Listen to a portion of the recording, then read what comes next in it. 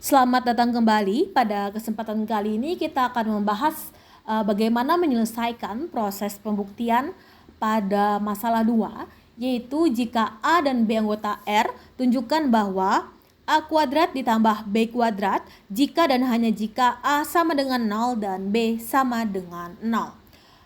Untuk membuktikan masalah biimplikasi seperti ini, kita harus menunjukkan terlebih dahulu bahwa jika A kuadrat ditambah B kuadrat itu sama dengan 0, maka A sama dengan 0 dan B sama dengan 0.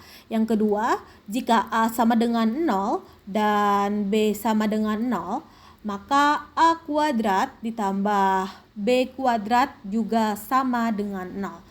Kedua bentuk ini harus kita tunjukkan.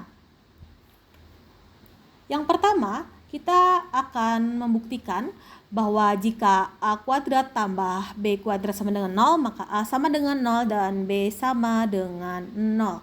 Di sini diketahui bahwa A kuadrat ditambah B kuadrat sama dengan 0 dan A, B anggota R. Maka perlu kita ingat kembali tentang aksioma 2.2.1 bagian 3 tentang sifat trikotomi. Karena A dan B anggota dari R, maka salah satu bentuk seperti ini terpenuhi. Yang pertama saya tuliskan di sebelah kanan ini saja.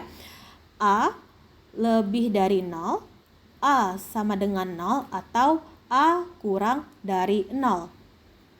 Mengingat tujuan dari pembuktian kita adalah kita harus menunjukkan bahwa A sama dengan 0 dan B sama dengan 0. Untuk menunjukkan hal seperti itu, maka alangkah lebih baiknya kita menggunakan teknik pengandaian, yaitu kita andaikan bahwa A di sini tidak sama dengan 0. Andai A tidak sama dengan 0, maka menurut teorema 2.2.2 bagian A, karena A tidak sama dengan 0, maka A kuadrat lebih dari 0. Ini teorema 2.2.2 bagian A. Hal yang sama terjadi pada B, karena B tidak sama dengan 0, maka berdasarkan teorema yang tadi, B kuadrat juga lebih dari 0, seperti itu. Kita punya dua bentuk. Yang pertama, A kuadrat lebih dari 0 dan B kuadrat lebih dari 0. Maka berdasarkan aksioma 2.2.1 bagian 1 yang berbunyi, ini saya tuliskan aksioma 2.2.1 bagian 1 yang berbunyi jika A, B anggota P, maka hasil jumlahnya juga anggota P. Di sini kita punya A kuadrat dan B kuadrat itu lebih dari 0, maka bisa kita tuliskan berdasarkan aksioma ini tadi, maka A kuadrat ditambah B kuadrat juga lebih dari 0. Di sini kita punya A kuadrat ditambah B kuadrat lebih dari 0. Padahal yang diketahui di soal bahwa A kuadrat ditambah B kuadrat itu sama dengan 0. Saya tuliskan di sini. A kuadrat ditambah B kuadrat sama dengan 0. Padahal diketahui bahwa ini A kuadrat tambah B kuadratnya sama dengan 0. Ternyata proses pembuktian kita menunjukkan bahwa dia lebih dari 0.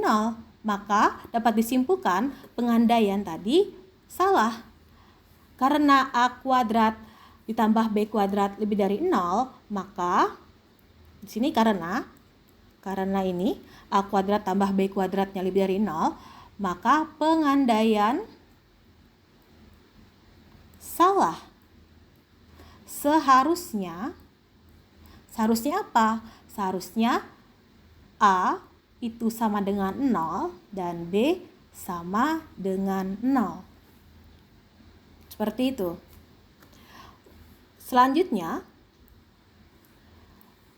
pada bentuk yang kedua, yaitu kita akan membuktikan jika A sama dengan 0 dan B sama dengan 0, maka A kuadrat ditambah B kuadrat juga sama dengan 0. Karena A dan B-nya anggota dari P, Maka berdasarkan aksioma, saya tuliskan sini, aksioma 2.2.1 bagian 2, A kuadrat itu kan sama dengan A dikali A. Itu sama dengan, karena A-nya 0, maka A kali A itu sama dengan 0 kali 0, sama dengan 0, seperti itu.